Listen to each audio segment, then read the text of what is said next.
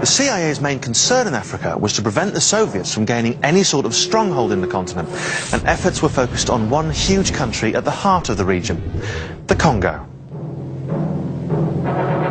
Within days of formal independence, Congo was in complete turmoil. Patrice Lumumba, who was the prime minister at that stage, was asking the Soviets to help. There were hundreds of Soviet advisors flying into the airport and who were then broadcasting propaganda to the Congolese army. Lumumba's behaviour was completely unacceptable to the CIA, so the agents in the Congo began to look for a replacement, and they found one in a young man called Mobutu. The CIA first spotted Mobutu as a potential collaborator in 1960. They regarded him as very intelligent, very immature, but very promising. A new chapter begins in the dark and tragic history of the Congo with the return to Leopoldville of deposed Premier Lumumba, following his capture by crack commandos of strongman Colonel Mobutu. On January 17th, 1961, Lumumba was dragged into the jungle, beaten and then murdered by troops loyal to Mobutu. The CIA had got its way.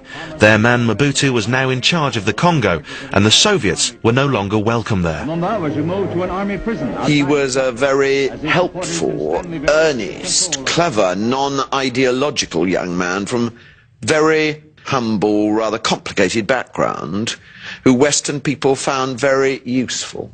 He was very much indeed a strong man, a strong personality, and Congo became his backyard.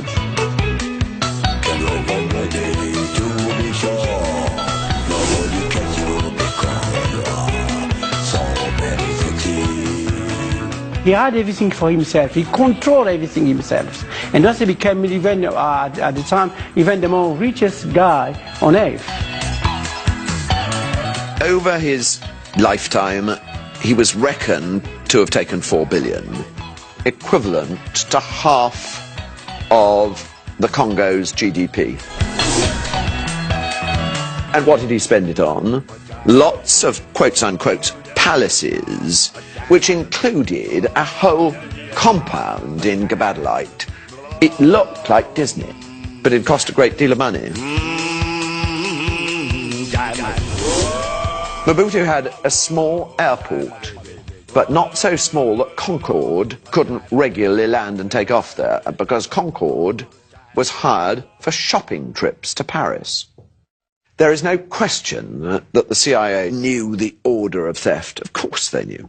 Mobutu's greed was matched only by his cruelty, and it was the people of the Congo who paid the high price during his 32 years in power. He became like an animal. He became like a lion. Je m'appelle Mobutu. People were very scared about Mobutu. If you touch Mobutu's politics or Mobutu's interests, you are finished, man. You are gone. I think if you look back, what becomes harder and harder to defend is the fact that the CIA kept supporting Mobutu until the 90s. I find that astonishing. Today, Congo is a source of tremendous instability. It's had a civil war that has led to 3.7 million deaths. It is one of the most unstable, poorest and most anarchic countries in Africa. I've now spent 10 years in Africa, and every African I've ever met believes that if something happens in his country that is negative and damaging, the CIA was behind it. But they have good reason to think that, because the CIA did intervene time and time again.